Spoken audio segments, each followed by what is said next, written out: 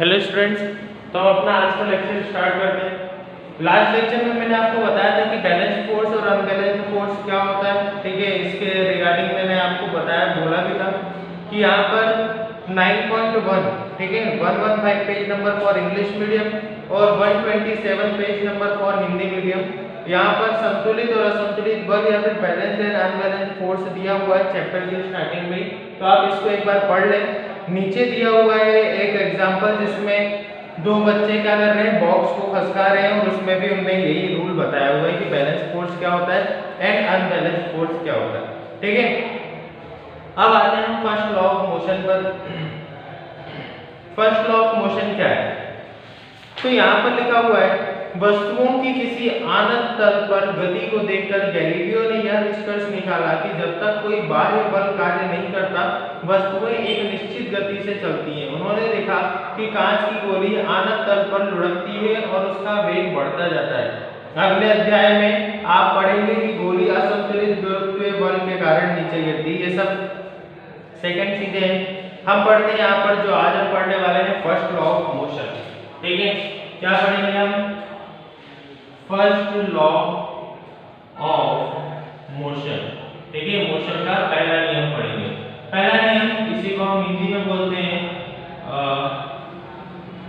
गति का प्रथम नियम। एक बार देख लेता हूं। हाँ, गति का प्रथम नियम।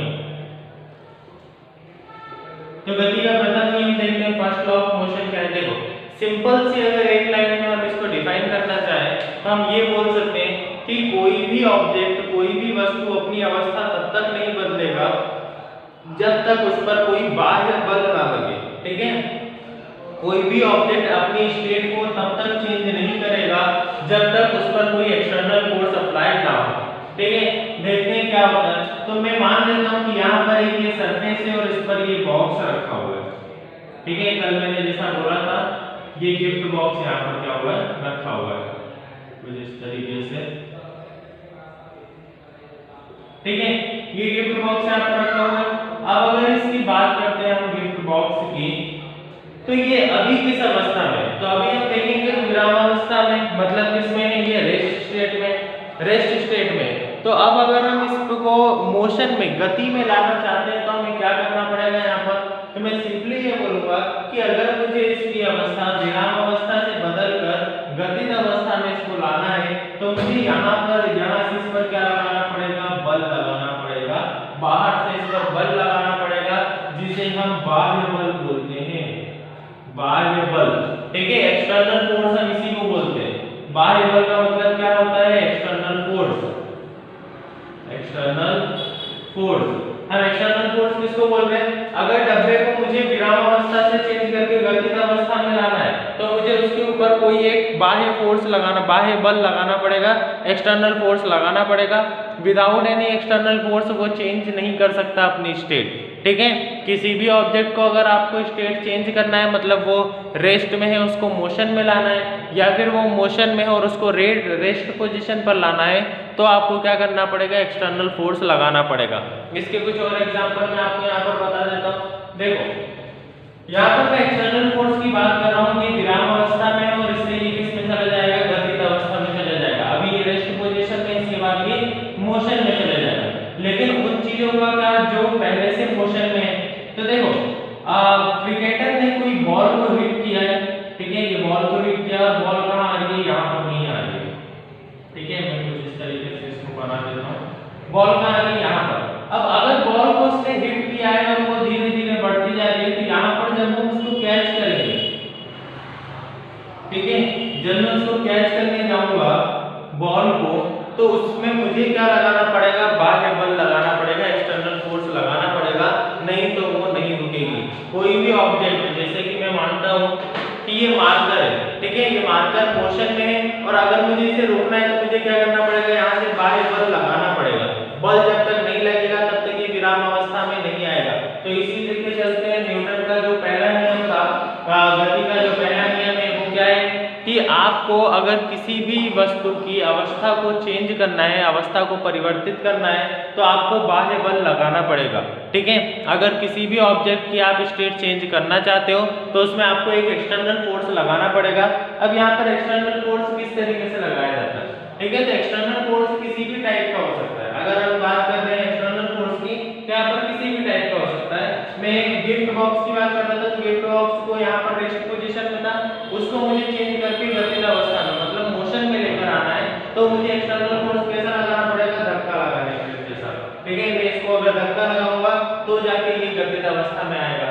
सेकंड क्या हो सकता है कि कोई बॉल अगर मेरी तरफ आ रही है, मुझे उसे रोकना है, तो मुझे कुछ इस तरीके से उसको रोकना पड़ेगा, तो मुझे यहाँ पर भी क्या लगाना पड़ेगा? बल लगाना पड़ेगा। तो इसी तरीके से एक्सटर्नल फोर्स के अलग अलग टाइप्स हो सकते हैं। ठीक है, यहाँ पर दिया हुआ है, एक बार आप ये वाला जो भी पैराग्राफ दिया हुआ है उसको पढ़ना। इसमें लिखा है वेग प्राप्त कर लेती है। गैलीलियो ने तर्क दिया कि जब गोली को बाईं ओर से छोड़ा जाता है तब यह ढाल पर नीचे की ओर लुढ़केगी तथा दाईं ओर से आनत तल पर उतनी ही ऊंचाई तक जाएगी जितनी ऊंचाई से उसे छोड़ा गया है। यदि दोनों ओर तलों के झुकाव समान है तो गोली उतनी ही दूरी चढ़ेगी जितनी दूर तक की वह धीरे धीरे कम की 2 मिनट जितनी दूर तक की वह लुढ़की थी। अगर दाईं ओर के आनत तल को कोण को धीरे धीरे कम किया जाए तो गोली को मूल ऊंचाई प्राप्त करने के लिए अधिक दूरी तय करनी होगी। अगर इस तल को क्षैतिज कर दिया जाए अर्थात ढाल को शून्य कर दिया। देखो यहाँ पर क्या बोल रहा है, सिंपली उसने एक एक्सपेरिमेंट किया है। ये एक्सपेरिमेंट में आपको और बता देता हूँ किस तरीके का एक्सपेरिमेंट है। काफी सिंपल सा एक्सपेरिमेंट है। उसने बोला है कि यहाँ पर मैं सिंपल फिसल पट्टी टाइप का क्या ले रहा हूँ, यहाँ पर ढाल ले रहा हूँ और सेम वैसी ही यहाँ पर भी मैं ढाल ले रहा हूँ। मैं इसको इसी के बराबर बनाना चाहता हूँ, इसलिए मैं इसको नोटेड लेके जाता हूँ और यहाँ तक जाएगा।